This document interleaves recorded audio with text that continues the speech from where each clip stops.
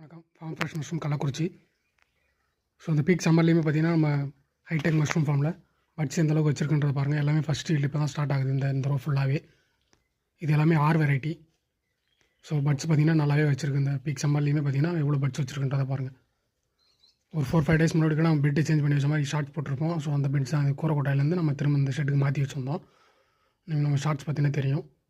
அந்த பெட்ஸ் தான் அது. பட்ஸ் வரும் நல்லா ஃபுல்லாக எல்லாமே பட்ஸ் வச்சுருக்கு. ஸோ அடுத்து பார்த்திங்கன்னா நம்ம ஹைடெக் ஃபார்முக்கு நம்ம பஃபேனல் போட்டிருக்கோம். ஸோ அதை பற்றி ஒரு சின்ன அப்டேட்டு.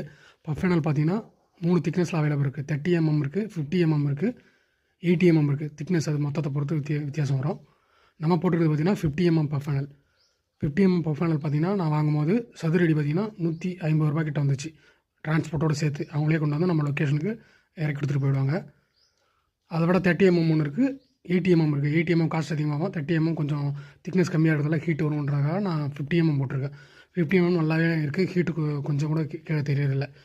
நல்லாவே டெம்பரேச்சர் மெயின்டைன் ஆகுது.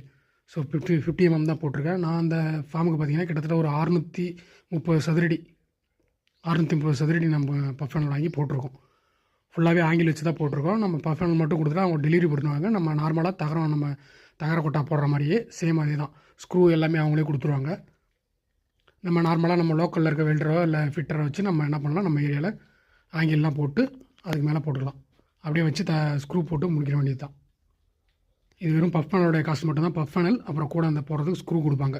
ஸோ இது எல்லாமே பார்த்திங்கன்னா சதுரடி ₹150 கிட்ட வரும். உங்களுக்கு எத்தனை சதுரடி உங்களுக்கு தேவைப்படுதோ அதுக்கேற்ற மாதிரி நீங்கள் கணக்கு பண்ணிக்கிங்க. உங்கள் ஏரியாவில் நியர்பையில் ஏதாவது இருந்ததுன்னா மேபி டிரான்ஸ்போர்ட் காஸ்ட் கொஞ்சம் குறையும் உங்களுக்கு.